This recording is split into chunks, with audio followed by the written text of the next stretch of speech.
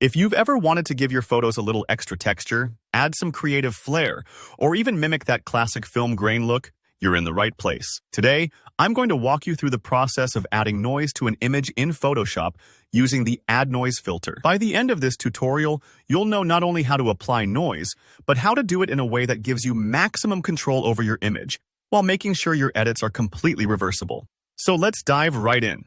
The first thing you'll want to do before adding any noise is to make sure you're working non-destructively. What does that mean? Simply, it's a way to preserve your original image so you can always go back or adjust your edits later. To do this, head over to your Layers panel.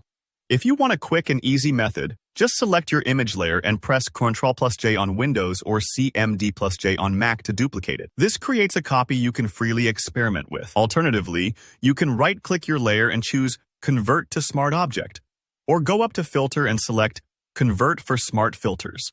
Creating a smart object is especially useful if you want to tweak your noise settings down the road because all the changes will be adjustable, kind of like working with clay instead of cement. With your duplicated layer or smart object ready, move up to the top menu and find Filter.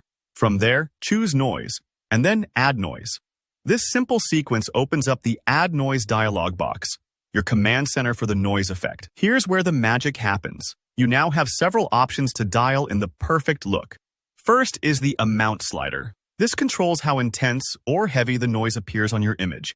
If you want a subtle texture, keep it low. Somewhere around 5% to 10% is usually enough for a gentle film-like grain. If you want a more dramatic effect, you can push that slider higher. A little tip: start lower and increase gradually so you don't overwhelm your photo. Sometimes less is more with noise. Next, you'll see Distribution, which gives you a choice between Gaussian and Uniform. Gaussian tends to look a bit more natural.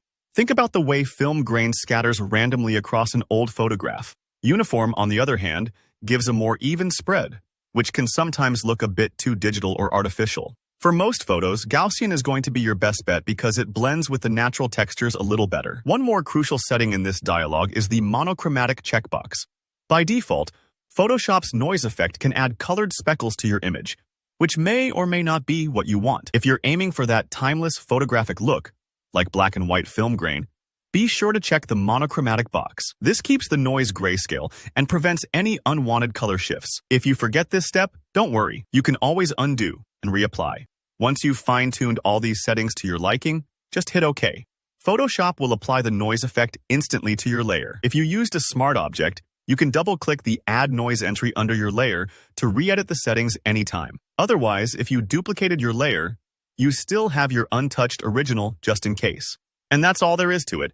You've just added authentic-looking noise to your image. This technique is awesome for giving digital shots a vintage vibe, enhancing texture on flat backgrounds, or adding energy to otherwise quiet photos.